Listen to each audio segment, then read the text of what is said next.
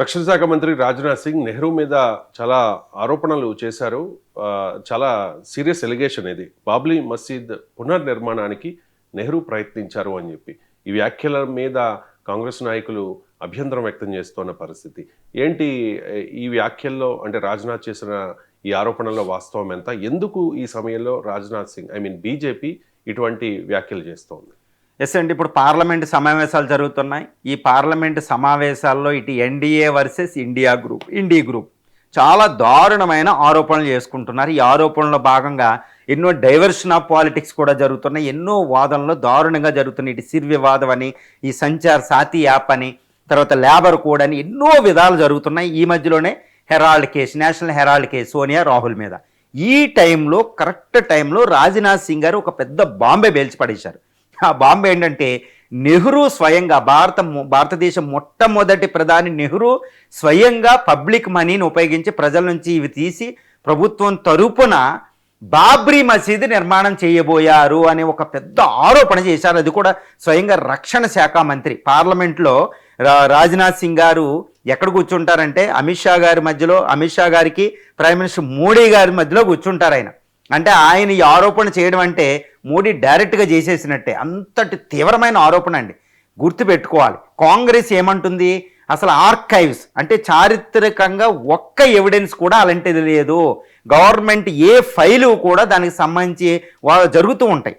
దీన్ని ఈ రాజ్నాథ్ సింగ్ గారు ఏమంటున్నారంటే ఇలాంటి నెహ్రూ ప్రయత్నాన్ని వల్లభాయ్ పటేల్ ఆపేశారు. వల్లభాయ్ పటేల్ కరెక్ట్ సెక్యులరు, అంతేగాని నెహ్రూ కాదు. నెహ్రూ చాలా దుర్మార్గంగా ప్రవర్తించారని రాజ్నాథ్ సింగ్ గారు చెప్తున్నారు, అప్పీజ్మెంట్ పాలిటిక్స్ అని. కానీ ఇక్కడ మళ్ళీ వల్లభాయ్ పటేల్ మమ్మల్ని రక్షించేశాడు, నెహ్రూ నుంచి దేశాన్ని రక్షించారని చెప్పుకున్నారు. కానీ ఇక్కడ ఒక్క విషయాన్ని చెప్పాలండి, ఒక్కసారి మనం చరిత్రలోకి తొంగి చూడాలి. భారతదేశానికి స్వతంత్రం రాగానే నెహ్రూ గవర్నమెంట్ ఒక ఆలయాన్ని నిర్మించింది పబ్లిక్ మనీ ఉపయోగించి. అదే సోమనాథ్ ఆలయం. అదేంటి, మన జ్యోతిర్లింగాల్లో మొట్టమొదటి జ్యోతిర్లింగం సోమనాథ్ అనమాట, గుజరాత్లో ఉంటుంది.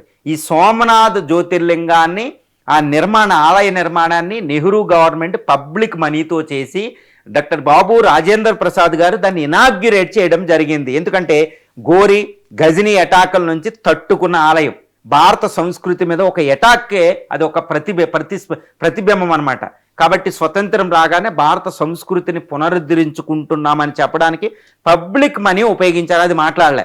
కానీ బాబ్రీ మసీద్ నిర్మాణం అంటే అసలు బాబ్రీ మసీద్ వివాదం అనేది స్వతంత్రానికి ముందు నుంచి ఉంది, గుర్తుపెట్టుకోవాలి. బాబ్రీ మసీద్ వివాదం బీజేపీ తెస్తే వచ్చింది కాదండి. బ్రిటిషోడు కాలం నుంచి బాబ్రీ మసీద్ వివాదం ఉంది. అక్కడ అయోధ్యారాముడు, బీజేపీ వల్ల అయోధ్యారాముడు రాలే. స్వతంత్రానికి పూర్వం నుంచి కొన్ని వేల సంవత్సరాల నుంచి అయోధ్య అంటే రాముడు, రాముడు అంటే అయోధ్య. అయోధ్య రాముడనే పిలుస్తాం, దశరథ రాముడు అని పిలుస్తాం, సీతాపతి అని పిలుస్తాం. ఈ భాగంలోనే ఒక అయోధ్య రాముడు ఉంటాడు. అయోధ్యలో రాముడిని తీసుకొచ్చింది బీజేపీ కాదు. ఈవెన్ బ్రిటిష్ టైంలోనే ఆ విషయం ఉంటే బ్రిటిష్ గవర్నమెంట్ కూడా కొన్ని చర్యలు తీసుకుంది. మరి ఇలాంటి వివాదం ఉన్నప్పుడు నెహ్రూ ఎందుకు బాబ్రీ మసీదుని నిర్మిస్తాడు, గుర్తుపెట్టుకోవాలి.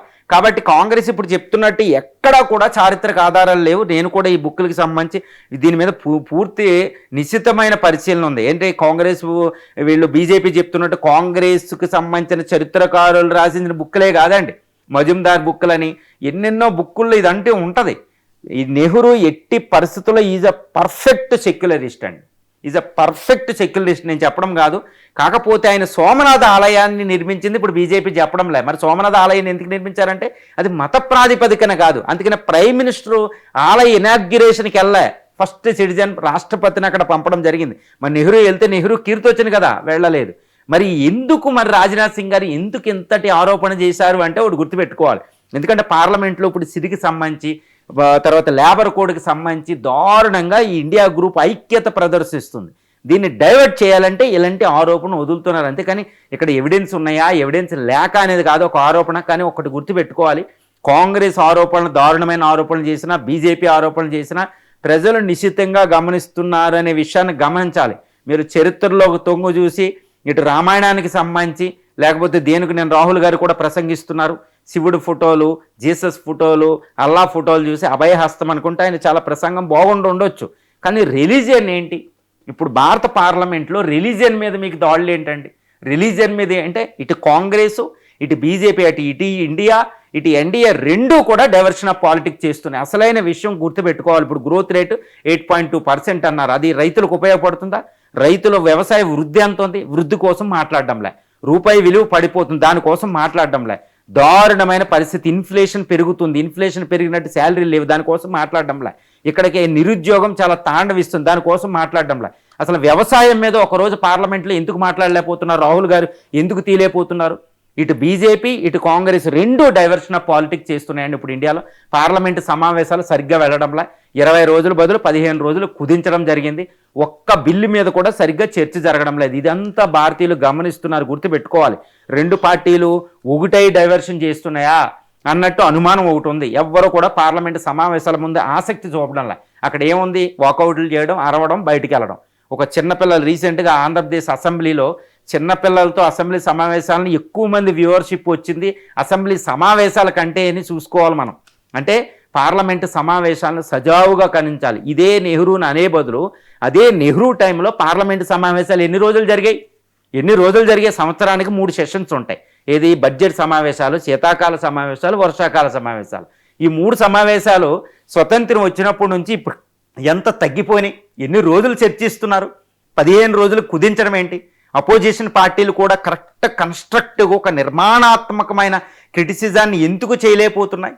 ఇవన్నీ మనం గమనిస్తాలి. ఇదంతా ప్రజాస్వామ్యాన్ని శక్తివంతం చేస్తున్నారా, ప్రజాస్వామ్యాన్ని డిగ్రేడ్ చేస్తున్నారా అనేది ప్రజలు గమనిస్తున్నారు. గుర్తుపెట్టుకోండి, ప్రజలు దే ఆర్ నాట్ సైలెంట్.